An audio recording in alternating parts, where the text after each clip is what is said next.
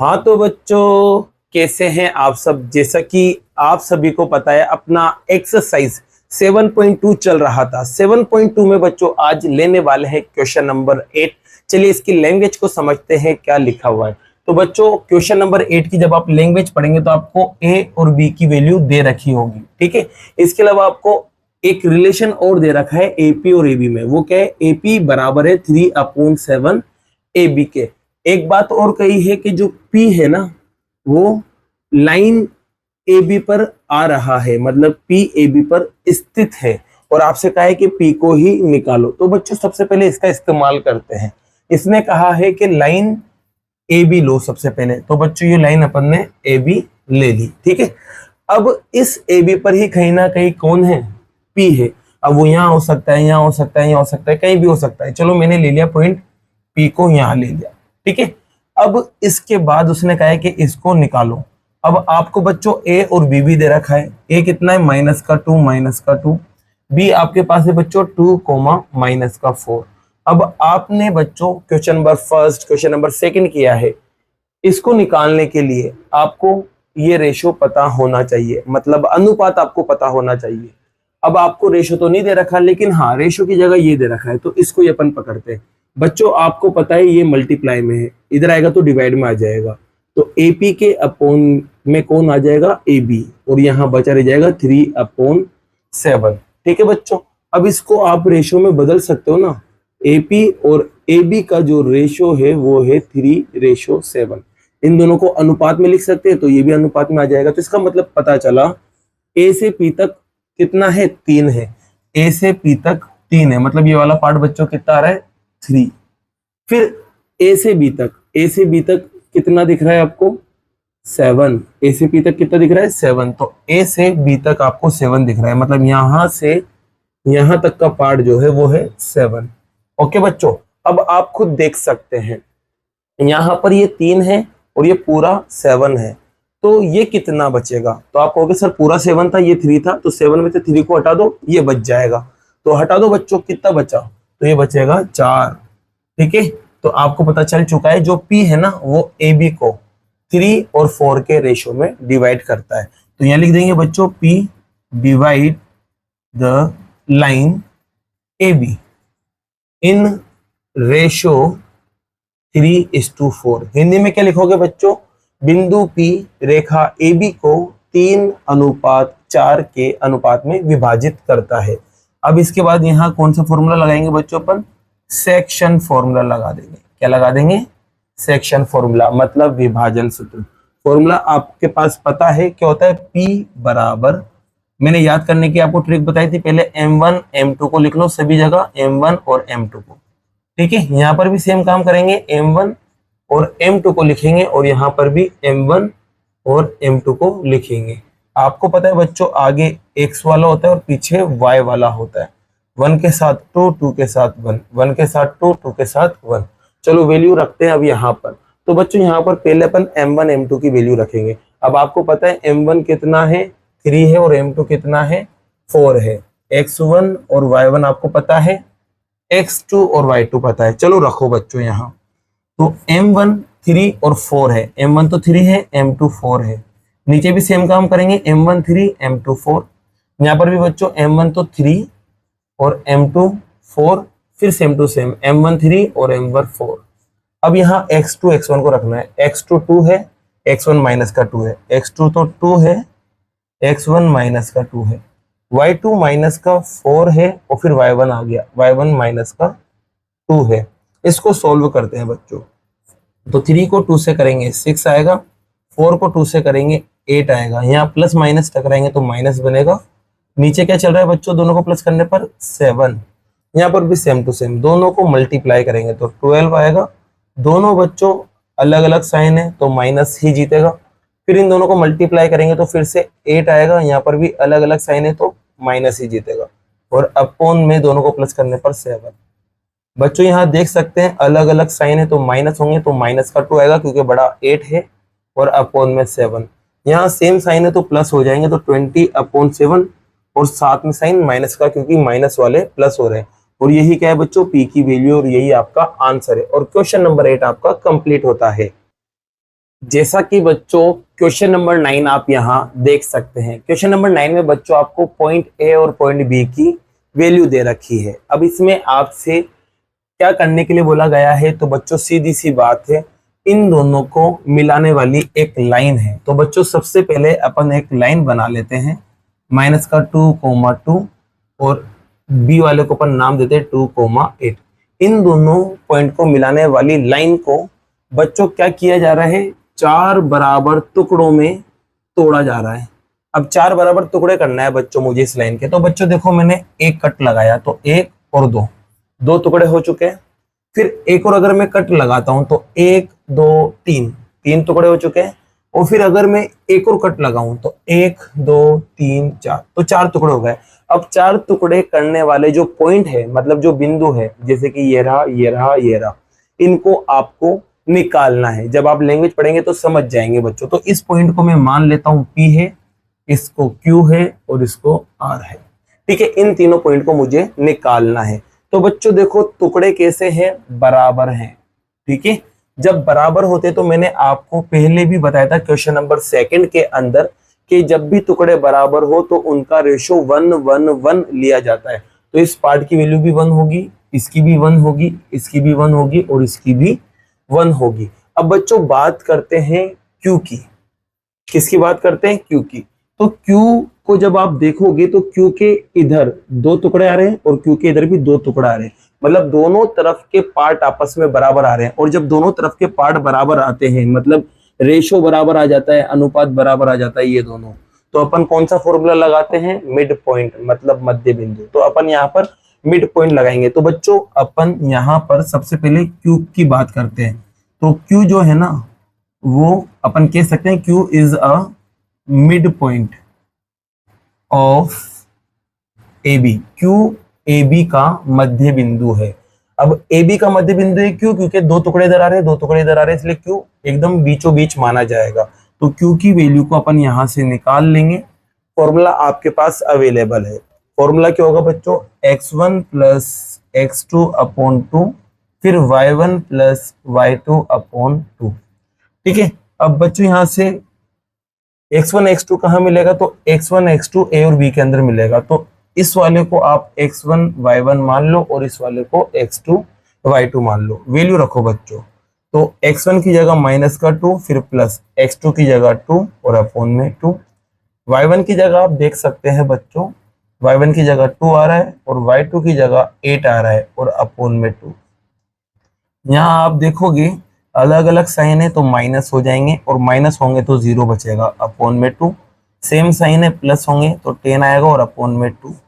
बच्चों 0 को किसी से भी काटो 0 ही आता है, और 2 से 10 5 बार कट जाएगा तो ये 5 आ जाएगा। तो आपको Q मिल चुका है बच्चों। Q कितना मिला, तो Q मिला आपको 0,5। ये आपको Q मिल चुका है।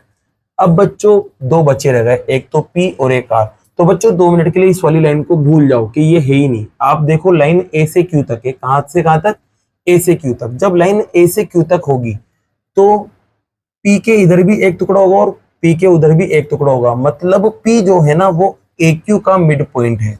तो अपन कह सकते हैं P is a mid point of AQ। Hindi में लिखना P AQ का मध्य बिंदु है। तो फिर बच्चों वापस फॉर्मूला लगाएंगे।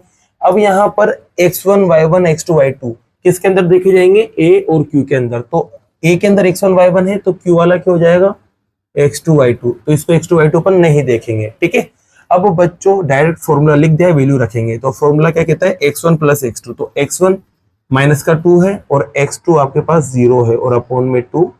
फिर y1 आपके पास 2 है और y2 आपके पास 5 है और अपॉन में फिर से 2।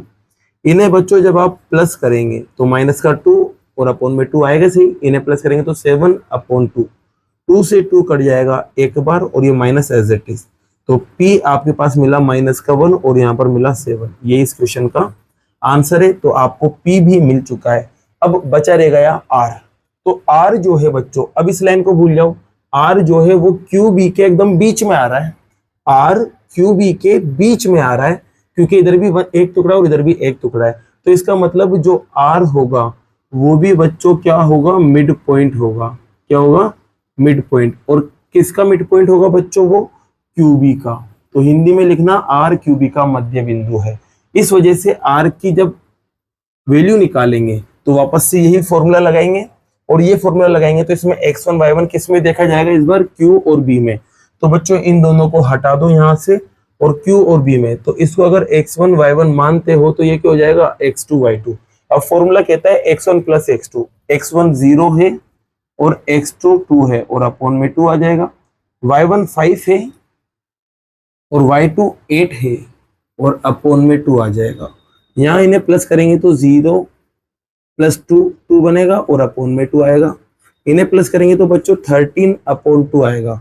2 से 2 एक बार कट हो जाएगा तो रिजल्ट आपके पास आएगा 1,13 अपॉन 2, जिससे आपको आर की वैल्यू भी मिली। बच्चों यहाँ एक छोटी सी मिस्टेक हो गई, यहाँ 7 अपॉन 2 चल रहा था तो यहाँ पर भी 7 अपॉन 2 ही आएगा। इसी के साथ बच्चों आपका क्वेश्चन नंबर 9 क्या होता है, कंप्लीट होता है। अब लेते हैं नेक्स्ट क्वेश्चन। जैसा कि बच्चों क्वेश्चन नंबर 10 आप यहाँ देख सकते हैं। क्वेश्चन नंबर 10 में देखो आपको क्या दे रखा है, रोम्बस दे रखा है, हिंदी में बोलते हैं समचतुर्भुज। अब बच्चों ये दिखने में कैसे होता है, तो ये दिखने में कुछ इस तरह से होता है, ठीक है। ये आपका रोम्बस इस तरह से बनता है, ठीक है। अब इसके जो वर्टिक्स है मतलब शीर्ष, वो आपको दे रखे हैं और आपको पता है वर्टिक्स क्या होता है, ये जो कोने होते हैं इन्हें वर्टिक्स बोला जाता है, मतलब शीर्ष। अब ये कुछ इस तरह से दे रखे, इसको मैं मान लेता हूं ए, इसको बी मान लेता हूं, इसको सी और इसको डी मान लेता हूं। तो बच्चों यहाँ पर देखो ए आपको पता चल चुका है क्या है 3,0, दूसरा बी माना है तो ये आपको पता चल चुका है 4,5, तीसरा आपने सी माना है, ये आपको पता चला है -1,4 और लास्ट वाला आपने डी माना है जिसकी वैल्यू है -2, -1। ये आपको दे रखा है और इसके बाद आपसे कहा है कि इसका एरिया निकालो, मतलब क्षेत्रफल निकालना है बच्चों। तो आप जब क्वेश्चन पढ़ेंगे बच्चों तो आपको एक हिंट मिलेगा और हिंट ये है कि जो रोम्बस होता है समचतुर्भुज, उसका जो एरिया मतलब क्षेत्रफल का जो फॉर्मूला होता है ना, वो होता है 1/2 प्रोडक्ट ऑफ डायगोनल्स, विकर्णों का गुणनफल। अब डायगोनल्स की बात कर रहे हैं बच्चों, तो डायगोनल्स क्या होते हैं, डायगोनल्स ये तो लाइन होती है, इन्हें डायगोनल्स बोलते हैं अपन, इन्हें भी क्या बोलते हैं, डायगोनल्स। तो एक जो डायगोनल है मतलब विकर्ण है वो तो AC है, तो फॉर्मूला कुछ इस तरह से बनेगा 1/2 एज इट इज। एक तो आपके पास डायगोनल AC आया और दूसरा जो है वो क्या है बच्चों, BD आया। तो आपको क्या करना है, एरिया निकालने के लिए AC और BD को ढूंढना पड़ेगा। अब AC और BD को ढूंढते हैं बच्चों, तो AC का मतलब जानते हो ना क्या है, AC का मतलब है A और C के बीच की डिस्टेंस, मतलब दूरी। तो बच्चों दूरी फॉर्मूला लगाएंगे यहाँ पर अपन, दूरी सूत्र क्या होता है, x2 माइनस x1 का whole square, y2 minus y1 का होल स्क्वायर। अब x2 x1 y2 y1 किसके अंदर देखना है, A और C के अंदर, A और C। तो इसको मैं x1 y1 मान लेता हूं और इसको x2 y2 मान लेता हूं।